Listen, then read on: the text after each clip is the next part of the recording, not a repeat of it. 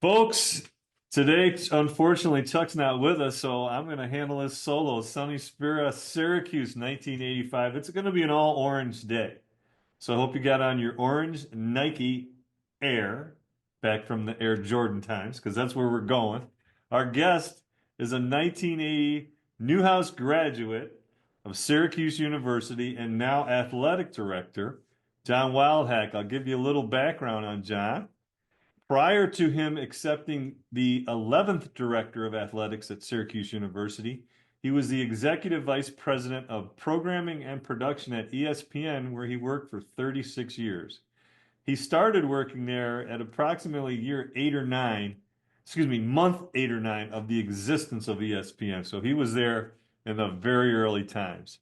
So of all the production efforts, in addition to acquisitions and scheduling, he's managed all league and conference relationship and negotiated all broadcast rights, including NBA, SEC, football, college football playoff, ACC, Big 12, U.S. Open tennis, Rose Bowl, Sugar Bowl, WNBA, AAC, MWC, and was responsible for several firsts at the network, including producing ESPN's first live regular season college football game in September '84, BYU versus Pitt, and a live NFL game in August 1987. He was also honored at the Newhouse 40 Gala in 2005. So please, let's all welcome John Wildhack to the show. John, how you doing today?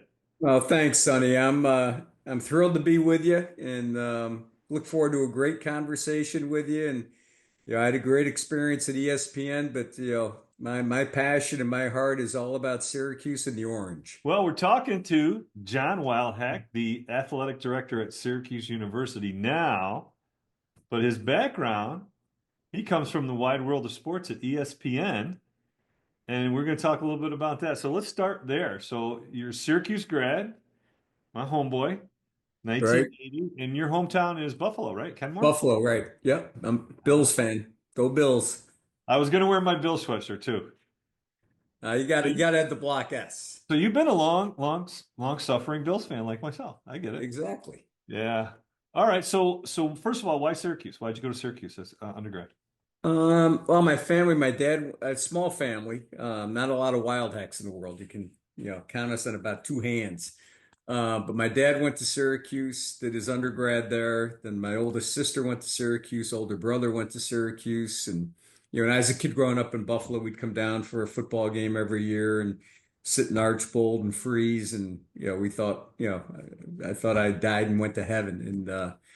So it was part of part of my life growing up being a Syracuse fan. And then I knew I wanted to study communications in school. I wanted to get into television media. Didn't Uh-huh. know exactly what facet of it, but at that time, Newhouse had the reputation that it has today, to be the best, and that's what sealed it for me.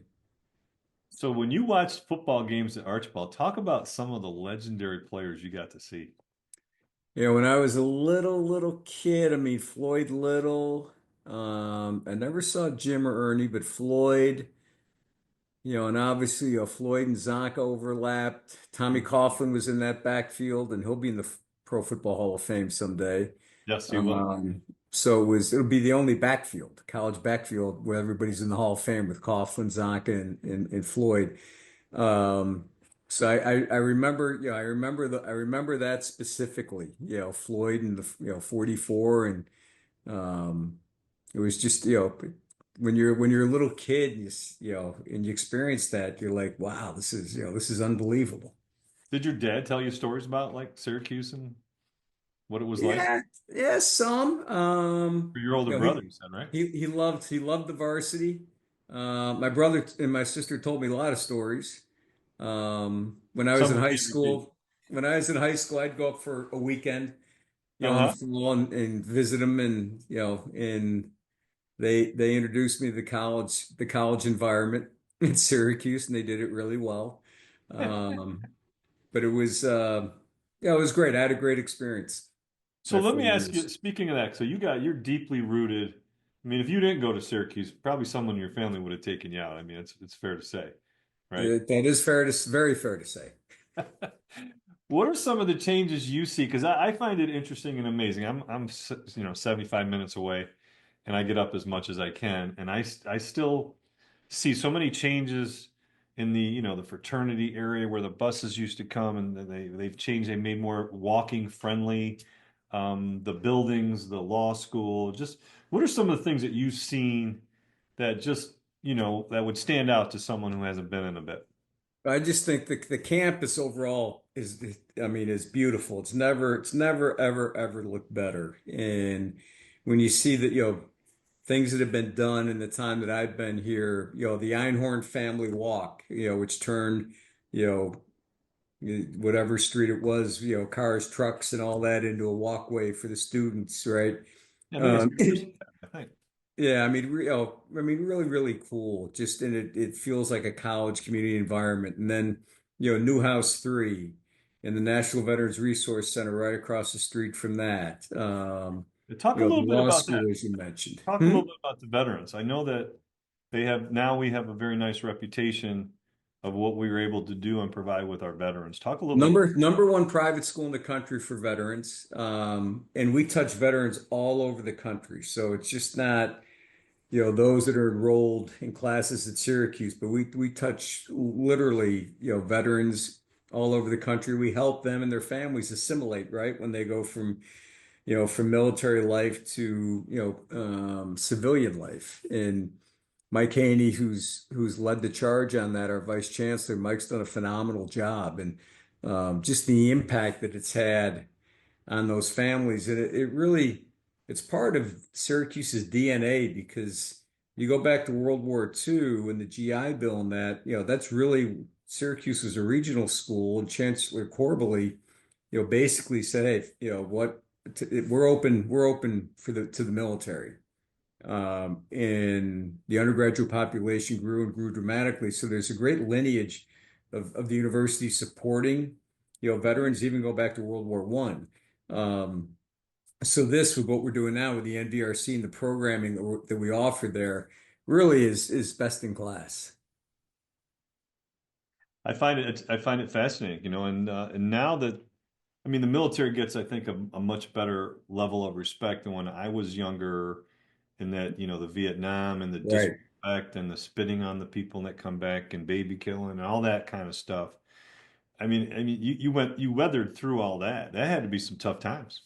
Yeah, I mean, it was, when I was on campus, Vietnam was over, but there was still kind of the residue from Right. it, right? And when my Lingering. sister was here, I mean, it was right during the protests, right? And she was, campus protests, finals were canceled one year, and that was, Wow. demonstrations, and that they're going around every campus in the country. Right. And it Right. was, a really turbulent time, right? Because you had Vietnam, you had, kind of a cultural revolution, right? With Yep. the advent of, kind of rock and roll, the hippie culture, Hmm. the drug culture a little bit. You had Watergate, throw a little Watergate in there. I mean, it was a really, really turbulent time. Um, and it was, it was reflected on every campus across the country. So you're there. You're in the Newhouse School, right? So you get into, and we talked a little bit before we started recording. You talked a little bit about into production. Was there ever an interest to like any of the sideline stuff? Like, because I mean, legendary broadcasters and Bob Costas and Ted Koppel. I mean, right? The list, Mike Tirico. I mean, it's always Len Berman. I mean, was there ever any interest in yourself to do that? I'm going to tell you a funny story, Sonny, and it's 100% true. Is initially I was a broadcast journalism major, Oh, there we go. All right. and we're like maybe 2 to 3 weeks in the semester, and every kid you had a chance to make your first tape, right? And you played the tape back in class. So they're playing these tapes back, and I'm like, boy, he's really good. She's really good. He's really good. She's really good. They play my tape. I'm like, I'm no good compared to the other kids in the class. I literally went and changed my major that day to Wow. television radio film because I'm like I am not good enough. So it was, you know a little bit humbling, but I'm like, okay, I'm not good enough, so I'm going to change. And then, once I really got exposed to production and control rooms and being in the control room and stuff like that. I fell in love with it. I was just fascinated by it. So, it became my passion, and Syracuse equipped me extraordinarily well that when I left and when I started at ESPN, I think I was better prepared for that transition than a lot of my peers. So I'm always grateful to Syracuse because Syracuse gave me the foundation to be successful at ESPN. Well, you've got some ties to Coach Boeheim for sure, because your freshman year was his first year as head varsity, Right. right? Yeah, I had a class my senior year, and I remember I had to, and it was a class where you had a partner, and you and your classmate had to produce a weekly half-hour show. You had to go shoot it, edit, interview, you did everything. Wow. And one week into the class, my partner dropped the show. So I had to do it solo, and I worked really hard. It was a great learning experience for me. But one of the shows I did centered around the basketball team previewing the season, the 79-80 season. And I remember calling coach in his getting to his office and like, can I come down and interview? Here's what and he was like, yeah, you can come down, you got 5 minutes, 5 minutes, 5 minutes. So Wait, hold on. I, Wait, hold you on. We've had some great Boeheim impersonations. That's not bad. I gotta know, tell you. so I go down there, yeah, and I'm like scared to death, right? And I set up my equipment and I do my 5 minutes and I'm like, thanks, coach. He's like, is that all? Yeah, yeah, yeah. And I'm like, you said 5 minutes. And he's like, I'll stay as long as you want. And he was phenomenal. And then he walked out. I'll never forget. He walked out to practice and he goes, hey, if John wants to talk to any of you after practice, you talk to him. And I'll never ever forget that. I got an A in that class, and I give all credit to Coach Boeheim. I'm sure he'll be glad to hear that. That's good stuff. Now, that's actually a great time too, right? So that's Louis Bowie's senior year, and that's the first year of the Big East. Is Correct. And it was, so what my was it my like? last home game Yeah. was the famous game at Manly. It Oh was no, the I last really game didn't at want to go Manly. there. Yeah. So, but I'll always remember that, right? It's always, but yeah, it was the first year of the Big East, and it was. I Oh, mean, and I think that year everybody played each other once. I don't think it was home and away and stuff like that, home and home. right. But you knew right away that this conference was going to work, and it was going to lead to some pretty intense rivalries. Just not Georgetown, Syracuse, which obviously is the greatest rivalry in the history of the Big East, but there are going to be others that developed and developed quickly. So was there any? Just give me a sense of the feeling, because we're talking the origin, the birth of the Big East, the first year. What was it like in your position? And actually, you did a whole 30-minute special on the team in the preview. Was the Big East part of the conversation, or it was like, hey, let's just check this out? Very like very tepid kind of answer. What It, was? it really it really wasn't, like the Big East, okay, it's out there, what's this thing going to be? How is it going to be different? Mm-hmm. Um, all right, were we better off in the ECAC being an ECAC, independent, right? that type of thing? Yeah. So, I mean, it really wasn't, it wasn't front and center. It was really on the back burner. Mm-hmm. Okay. So you actually go to me, the place that created the perfect storm for the Big East, which was ESPN. So talk about what it was like starting at ESPN. I mean, did you meet the masterminds behind it? How, because we said off air that ESPN started in September September 7th, 1979. 9779. So that's a nice palindrome right there, 9779. So you started there. It literally, it's an infant company with probably a lot of risk. This may not cut it. What was some of the feelings going into that job? Tremendous, tremendous amount of risk. And it was a relatively small company at the time, and it really was it's a startup still. Uh-huh. And most of us who were there were really young, fresh out of school. We were getting paid very little. It If probably anything. broke every labor law. I didn't get overtime. None of us got overtime. None of us. Um, we didn't care. We're like, hey, you know what? We have a job. We're making a little bit of money, but we'll figure that out. We're working in sports, Yeah. television. Wow, how cool is that? That's what we all want to do. And you hope that this thing would work. But it was a startup, and really for the first 3 years I was there, um, it was questionable whether the ESPN, was going to make it as a business. And the unsung hero, in a sense, of ESPN, because Bill Rasmussen founded the company. And then Bill sold early after the company launched to Getty Oil. And Getty Oil had a diversified services division. So that was all their non-core businesses, right? So ESPN fell into the non-core business, obviously. And the chairman of their diversified services was a gentleman named Stu Evie, who loved sports. And he probably single-handedly convinced Getty Oil to keep losing, 30 to 40 million dollars a year, which, back in 1980 to 81 was a lot of money for any company, to keep the place open. So it was, we were kind of like, hey, we hope this thing works. If it doesn't, we'll go get real jobs someplace else. But um, as long as we're here, let's enjoy it, and hey, maybe it will work. That's just fascinating. So it's starting up, and I mean, in the beginning, their programming had, right, like bowling and like all Well, kinds. bowling was like a high profile event. I mean, That that was was, we had bowling. I'm like, that was huge. I mean, we had darts, Australian rules football, Aussie rules football is a staple. Basically anything, any sporting event that we could get our hands on for no money or very little money was, is what we needed.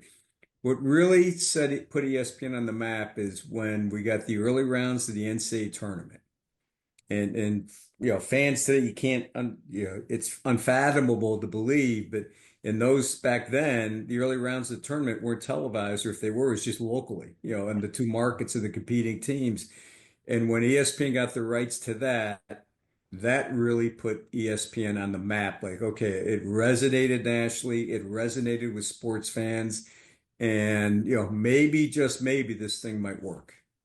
well, talk about what was your job and responsibility? Because I know it moved into where you were in charge of quite a bit there. So what? Yeah, well, I started out, I tell people I was so low in the org chart, I was below sea level. Um, I mean, I was a production secretary initially. Well, what's that? It's basically you do anything it needs to get done to get shows on the air. And it was a lot of grunt work, but you know what? I learned a lot because we were always scrambling to get shows on the air. So inevitably I'd be thrust into doing something I haven't done before, and learn it on the fly and do it on the fly. So it actually it turned out to be a really valuable experience for me. And I was exposed to so many different things, and then I was able to begin to progress in my career. Were you involved at all? And talk a little bit about Dave Gavitt. Did you have interactions with Dave? Because legendary, just a tremendous foresight into what he saw and what I think ultimately the Big East, which is still a very strong conference today, if not the Sure strongest. is. And and putting it together, he had this way of putting good with bad and getting people's differences on the table, ironed out, and then and moved away. And there was Brilliant, brilliant person, just a brilliant guy. And I didn't deal with him a ton because I just, because of the level I was at. A little bit later, in the late 80s when my career was progressing and I was in production and that type of thing, I got to interact with Dave a little bit more. Brilliant guy, absolutely brilliant. And the beauty of the Big East and ESPN, it was the perfect marriage at that time because the Big East needed exposure and ESPN needed content. So it was a perfect, perfect marriage. And that is what led to Big Monday. And as back in the 80s and into the early 90s, I mean, Big Monday was appointment viewing. hmm And they played everybody on Big Monday. It wasn't just, fortunately, Syracuse was one of the higher profile teams. It wasn't just Syracuse St. John's or, Georgetown. It was the Seton Halls, the Providences, and at that time, Connecticut, where they were. Um, it made sure that all those teams got exposure. And I That's know right. Coach Boeheim has talked about it, helped him in recruiting on the other side of the states. People watched it. People were watching Absolutely. games. Stevie Thompson, we recruited out of California, a number of kids, right? Earl Duncan, we got out of California. I mean, Ron Ellis. yep. I mean, it was, if if you were high school, you go home from school and you're watching Big Monday. And, Mhm. you know, the dome at that time was new, it was spectacular, and there's no doubt it was an attraction. But you make a good point. I mean, every school that got on there, and I think the one thing that Dave was brilliant at is, and I learned this from him and talking to his son Dan, who I have a tremendous amount of respect for, Great guy. Yeah. is Dave really encouraged the schools to hire the right coach and really, really good coaches. And part of the lure of the Big East was the personality of the coaches, right? You know, he 100%. had you had Big John, he had Louis Carnesecca, you had Coach Boeheim, you got Massimino, you got Carlissimo, you got Patino, Connecticut when Calhoun got good. So I mean, you had coaches that, they were characters. I got to tell you, you dropped a lot of Italian names in there. It made me feel good there for a minute. But that was the truth. I mean, it was, and when we talked to some of the officials, they said it. It was a coaches' league. When Yeah, something happened on the totally. court, the camera went to the coaches. And Right. these guys were fashion, right? So they were wearing, $300-400 suits at the time, which is probably a 15 or Well, 18. Louis was wearing his $29 sweater, right? That he broke out for the Georgetown game. And Yep. then when they host Georgetown later in that year, Thompson comes out in the sweater, right? I mean, Right. they were characters, but they were intensely competitive. I mean, Right. just And maniacally competitive. right. And ESPN also got talented league, if you think about it. I mean, in the first 5 years of existence, they play for a national championship in 82. Right. They win in 84 and they win in 85 with three teams from the conference, which has never been done since. Correct. Correct. I mean, I think it's a perfect marriage, but we had a good product, you know? Great product. Great product. So talk a little bit about were you involved in the basketball portion, the Big East basketball portion as that went on and as you got more involved at ESPN, or how was your interactions with that? Yeah, I produced a number of Big East games, and we did a ton of college basketball. So I did a lot of Big East, a lot of Big Ten games, a lot of ACC games, and we had a stable. We had about maybe 8 producers, game producers, and we would divide things up in that. But if whenever you got a big Monday assignment, that was pretty cool. The Big East is going and cooking along. Did you ever? Well, first of all, let me go back for a second. I know that we were talking at Syracuse about potentially leaving and joining a new football conference with Penn State, Pittsburgh, and Syracuse were some of the three cornerstones. So when Pittsburgh joined, I remember the celebration in Syracuse. We're staying in the Big East, right? Right. And do you remember some of those times? You want to talk a little bit about that time frame, what was going on? Well, I think, the Big East was from a basketball conference was the best in the country by far. Right. It wasn't the ACC, and the ACC's tremendous lineage, but the Big East quickly it surpassed that. And at that time, college basketball, from a media perspective, was just as valuable, as college football. Um, you know, Today it's dramatically the opposite in the regular season.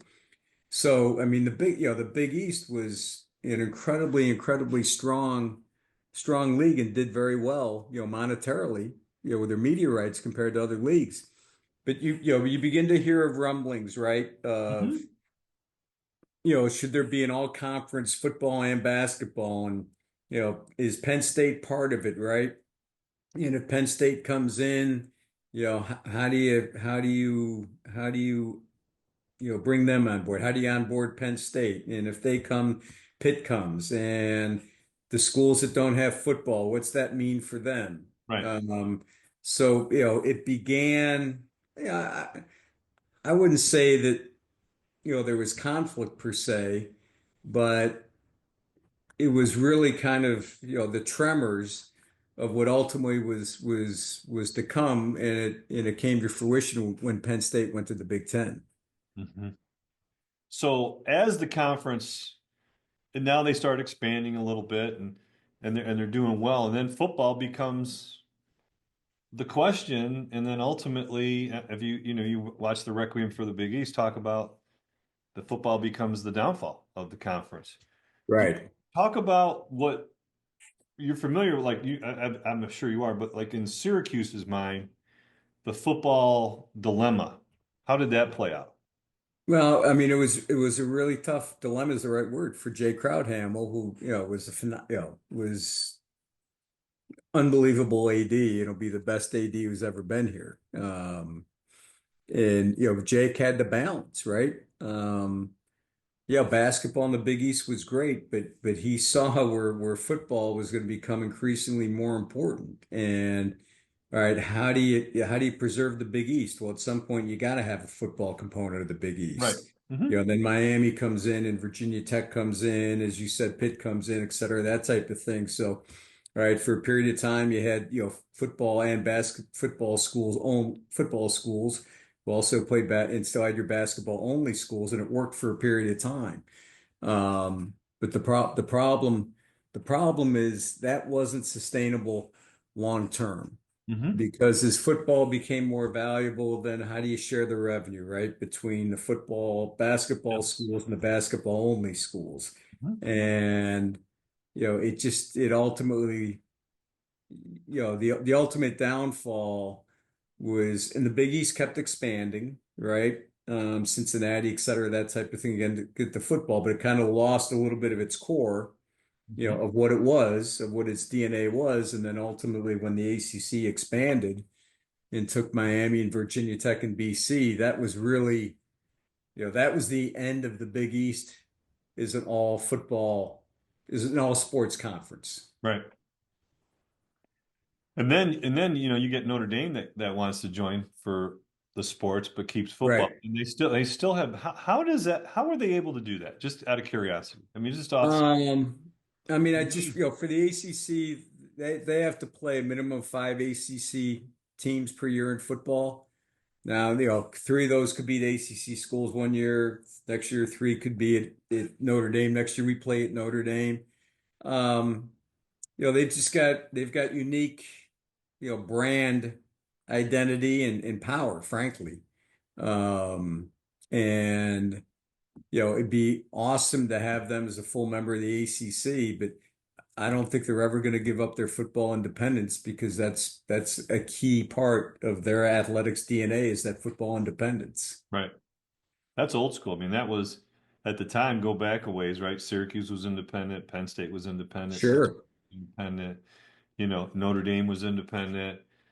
There was a fair number of independent, decently strong football Yeah, programs, really good independent you schools. know. So so now moving forward, let's fast forward. So now Syracuse is leaving the Big East the day that I just it pains me. Um, but then we joined the ACC, right? So talk us through a little bit about that transition. What was it like in Syracuse? Has to do that Yeah, I think, for Syracuse, and it had to be an excruciating decision because you lose for those For rivalries. Jake, Yeah. right? Because you're losing your basketball, that you've had for 20 25 years roughly, right? That type of thing. And you're doing it because of the importance of football, and you're seeing the associated revenue that football is starting to deliver. And there was concern, and I think legitimate concern, that if Syracuse didn't go to the ACC, who would have ultimately taken Syracuse's place in the ACC? And then what happens to Syracuse football? And I think really the school to look at as an example of that is Connecticut, right? Because Connecticut, and they're an independent to this day in football, and obviously have had massive success with their basketball program, but their football program struggles. And just the economics are football drives the majority of the revenue. When a when a media company does a deal with a conference, right? When ESPN goes and buys all the ACC rights, 85% of that value is weighted on football. Whoa, I had no idea. And it's because of the ratings, because of the sponsorship and the advertising.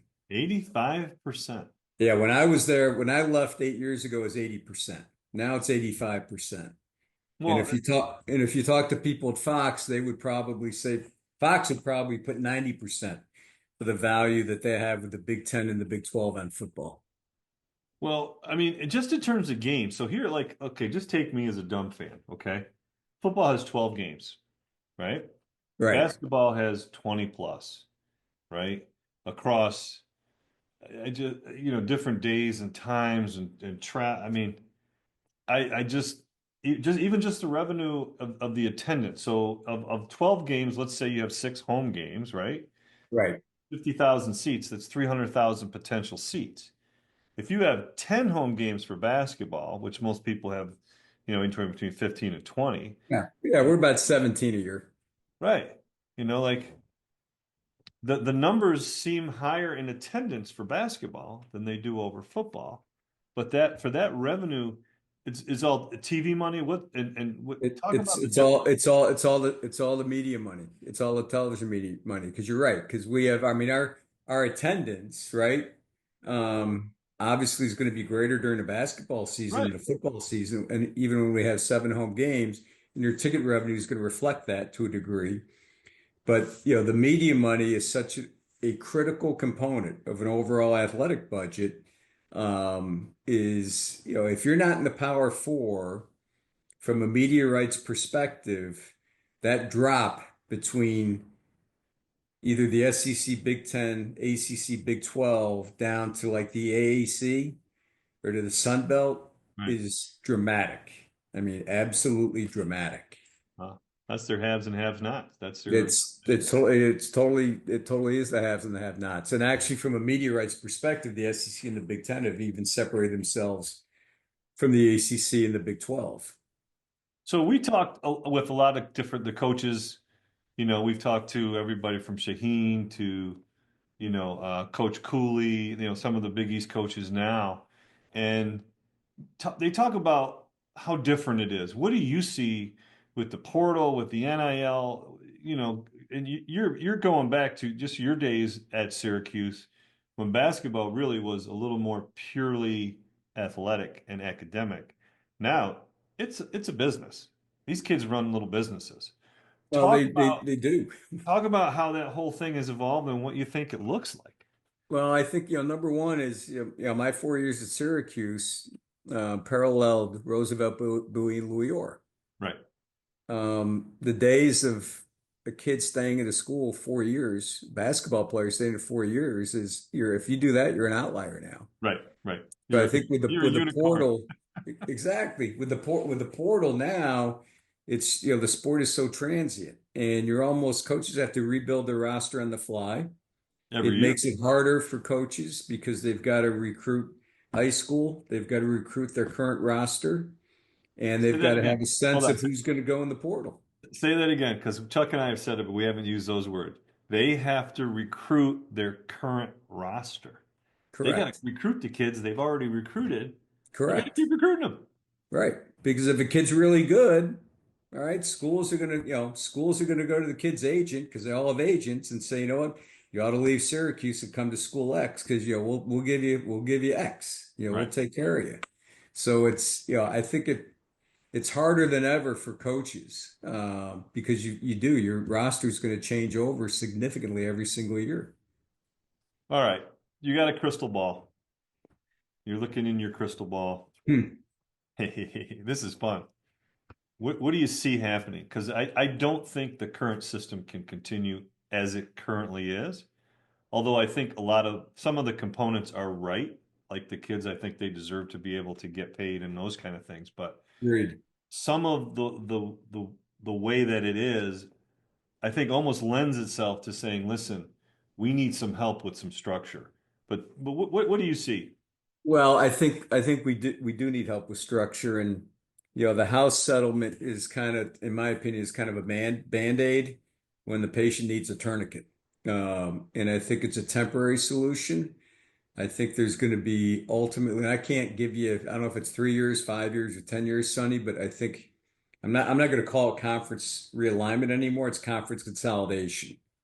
Because you saw that a year and a half ago when the Pac-12 literally in Dissolved. 48 hours blew up. And Right. this is a conference that's been around over 100 years, an unbelievable conference, incredibly rich in its history, and literally imploded in the span of 48 hours.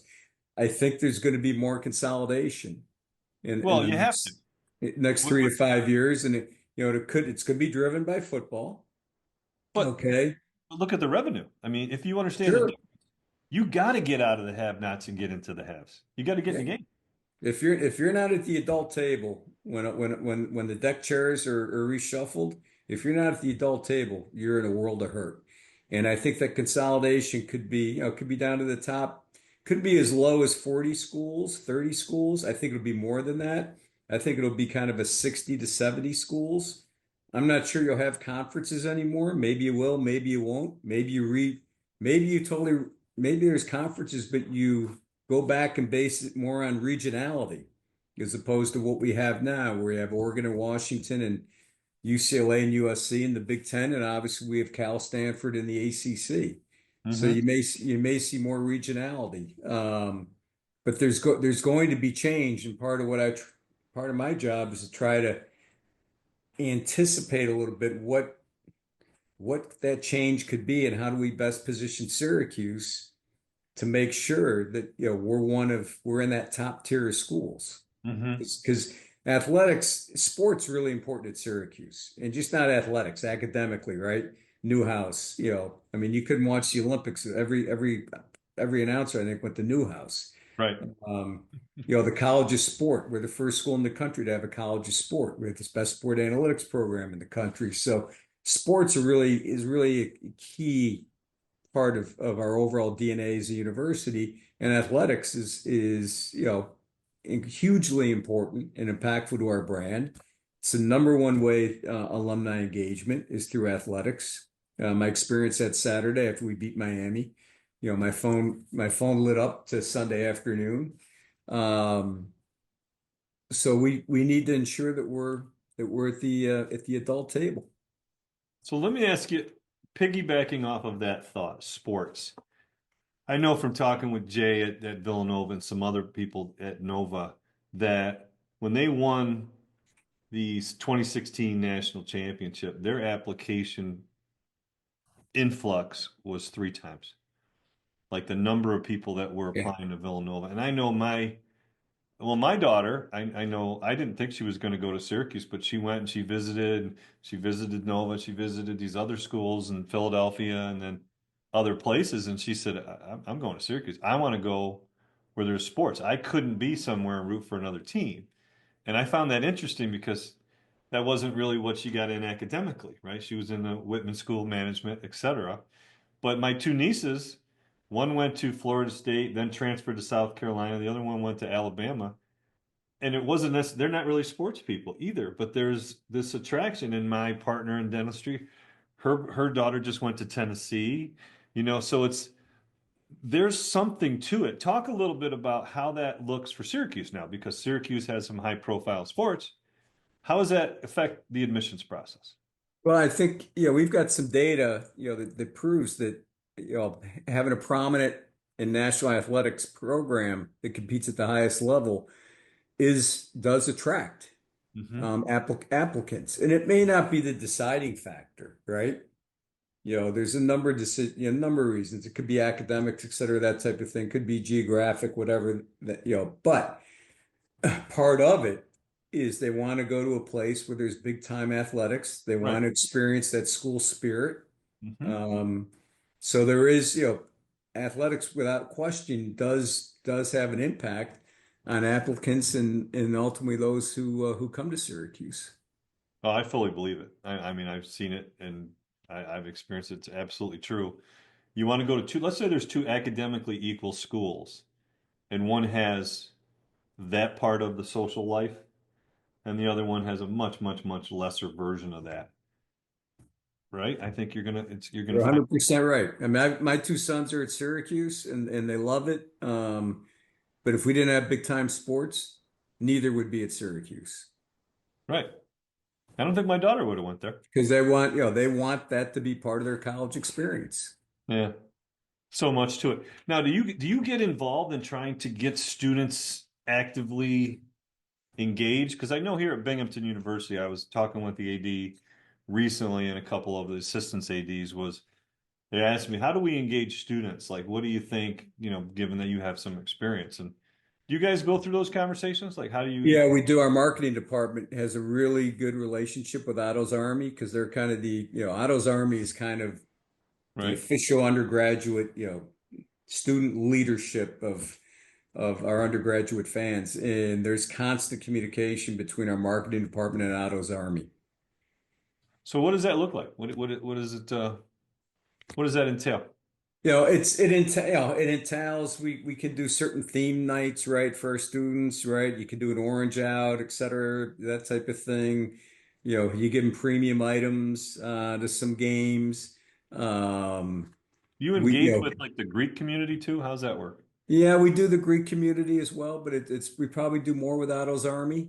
Okay. But we'll also do with other student organizations. One of the things we're trying to do, and we get great support for football, and we get great support for men's basketball from our students.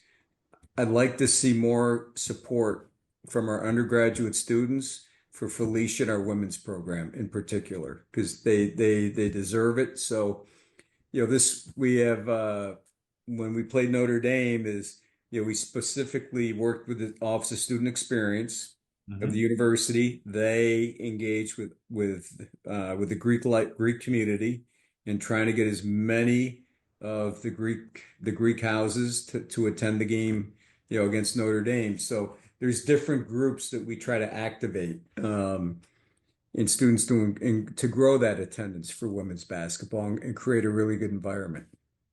I got to ask it because Felicia's been the only female coach or women's coach that we've had on the Big East Rewind. I've known Felicia, oh my gosh, I played with her two brothers, Lonnie and Ronnie. I've known her since, I don't even want to say how long, but forever.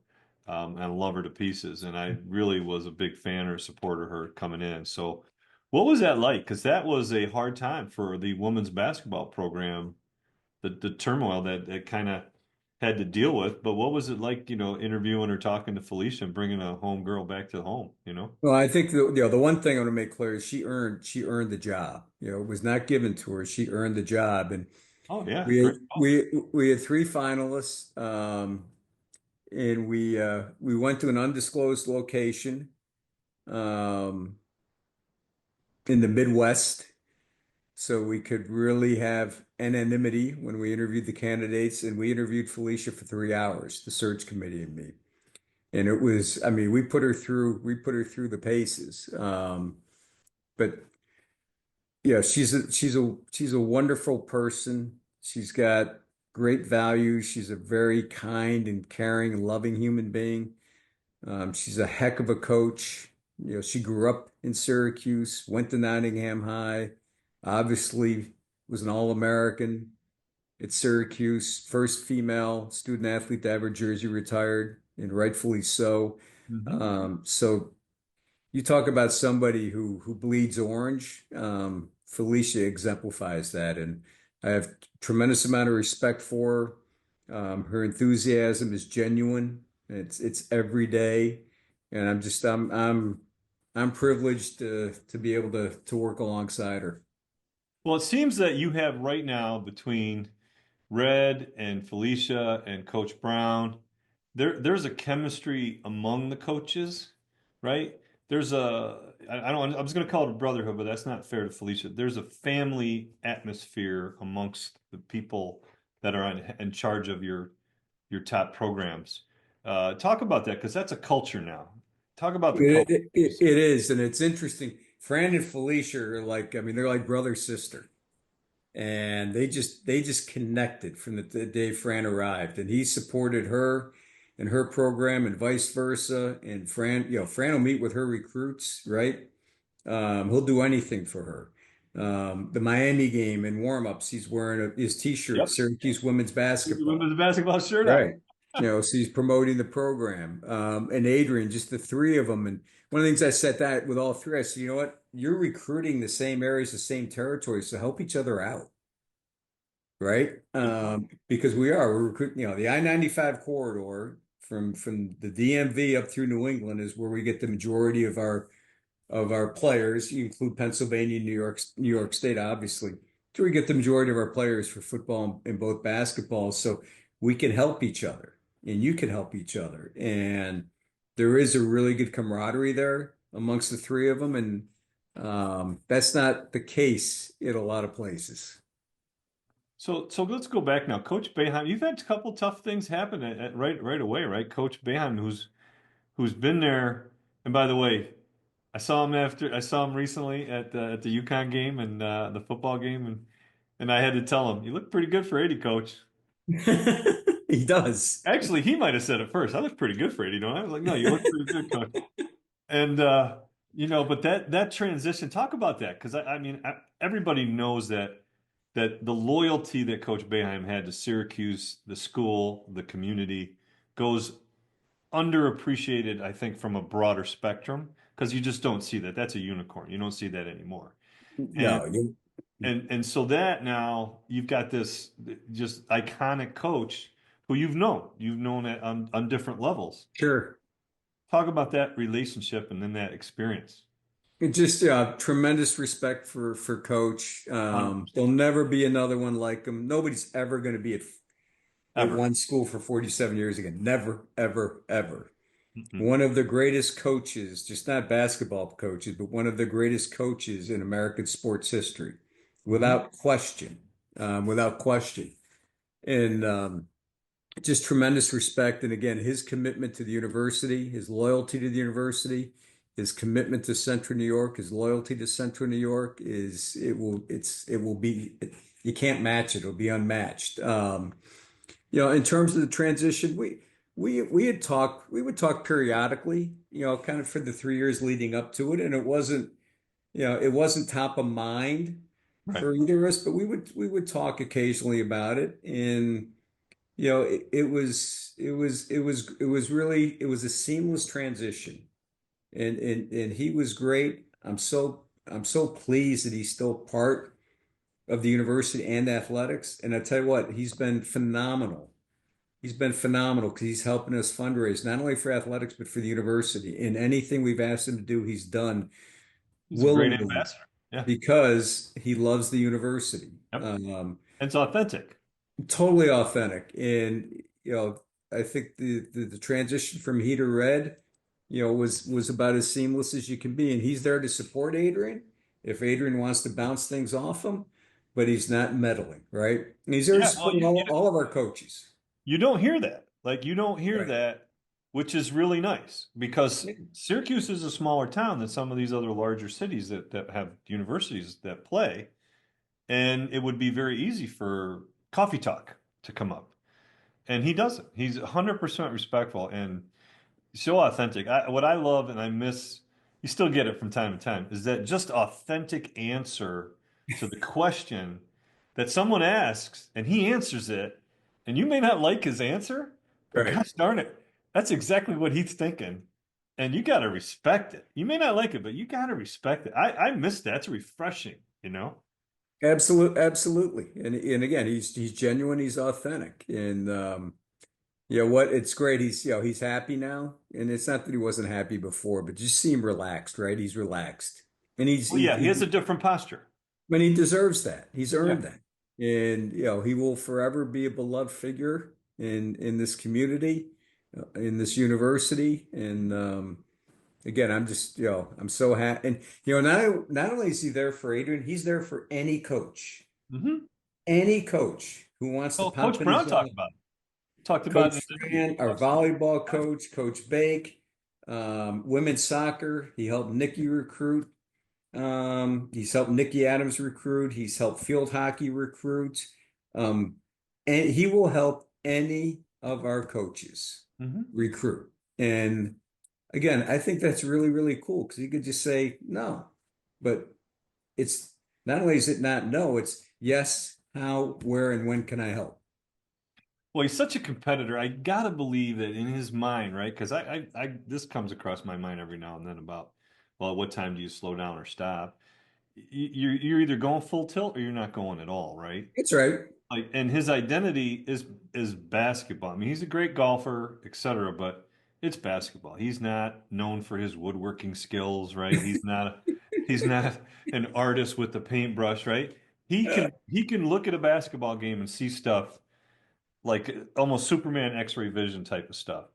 So it's got to be a part of him saying like that identity, that part. But he still has the connection. He's still doing some broadcasting and stuff, and Sure.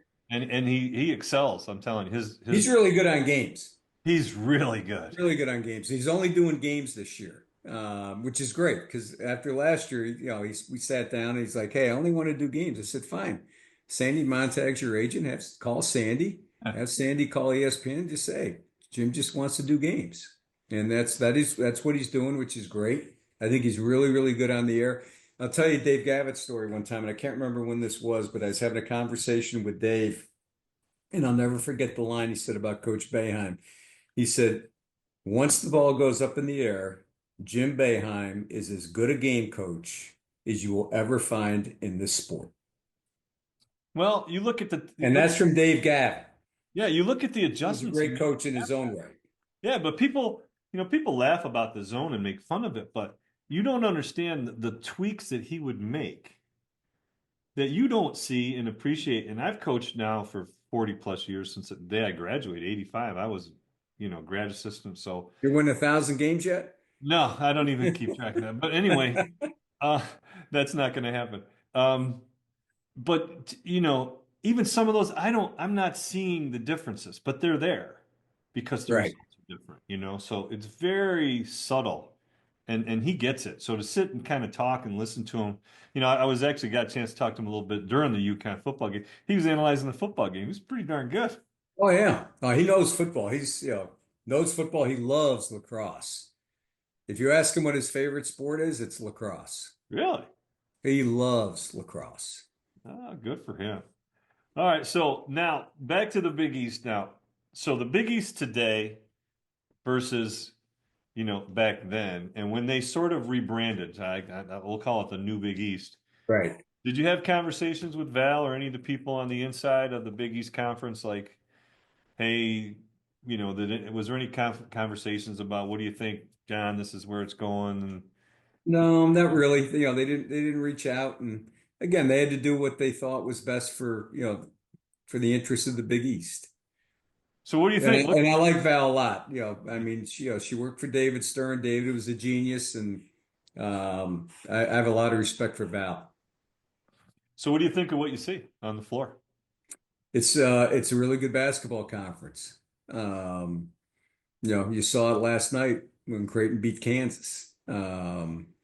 So I mean, it's a really, really good league. But it's never, it'll never be the Big East as we know it and as we love it, like Right. it was in the 80s and the early 90s. I mean, that was, there was a period of stretch where, the Big East was college basketball. Mhm. With all due respect to the Big Ten, or the ACC, or the Pac-12, I mean, the sport of college basketball revolved around the Big East for a period of about 15 years.